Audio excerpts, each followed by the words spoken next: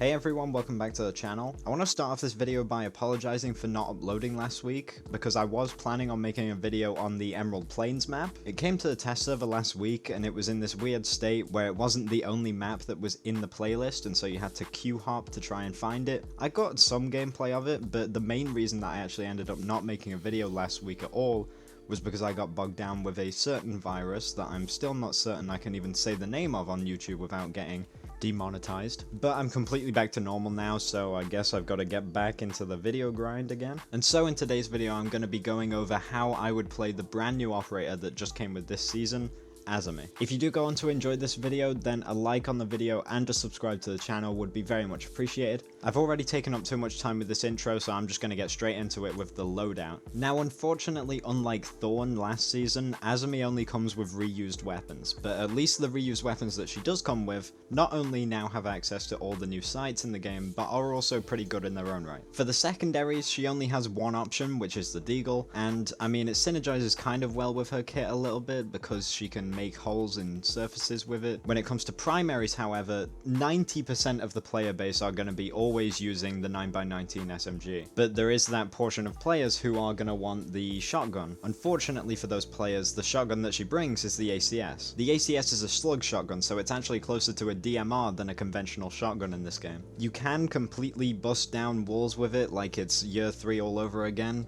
but most of the time you're going to be wanting to take the SMG unless you've got the good aim that is required for the ACS, which I do not.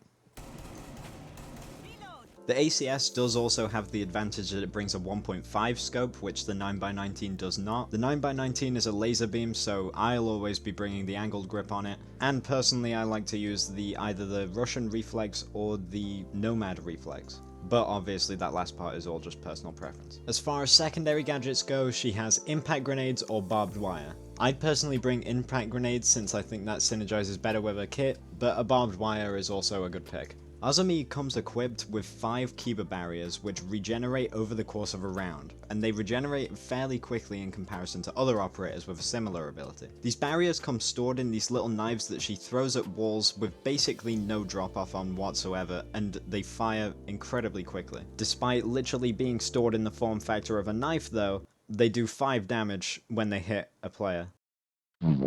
But you can melee people with them, so that's cool at least. After they land on a surface they can properly deploy on, a brief animation will occur that will leave you with this circular disc of concrete. To counteract the quantity that Azami has these things in, they only deploy over a relatively small area and can be destroyed with any explosive in the game or just merely 3 melee hits. It's also important to note that if multiple Kiba Barriers end up joining together, then they will share the overall health, meaning that 2 Kiba Barriers stuck together won't take 6 melee hits and will still only take the minimum 3.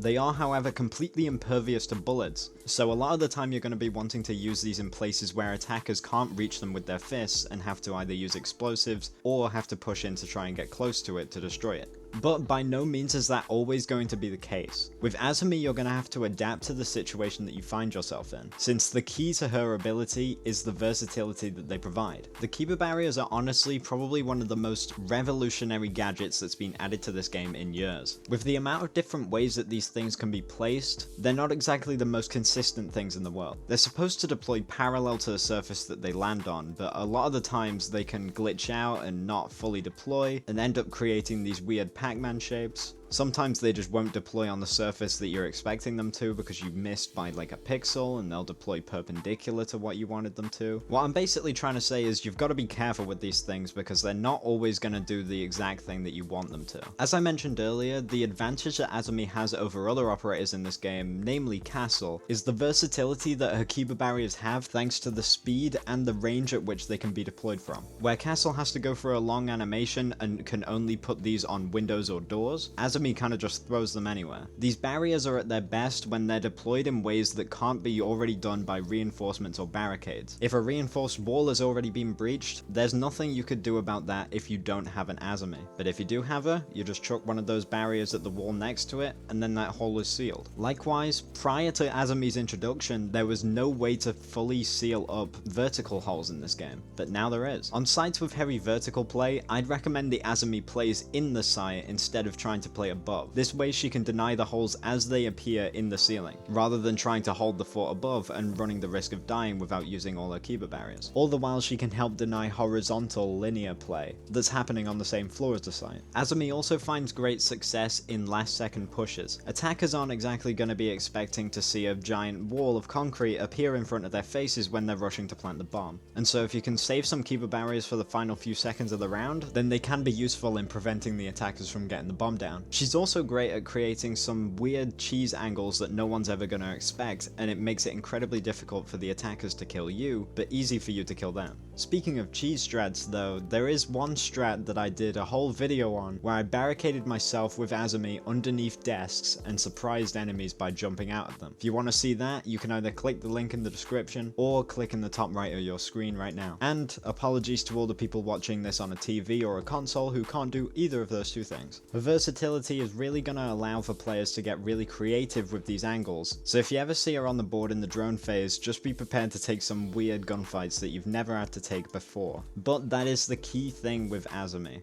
versatility. Azami is unique in this game in that she isn't confined by the existing terrain of the map, and can deploy her barriers almost irrelevant of it. What I mean by that is that they don't need to be placed exclusively on windows or doorways like Capcan or Castle. They don't need to be placed exclusively on the floor or walls. They can be deployed anywhere and will react almost the exact same every single time.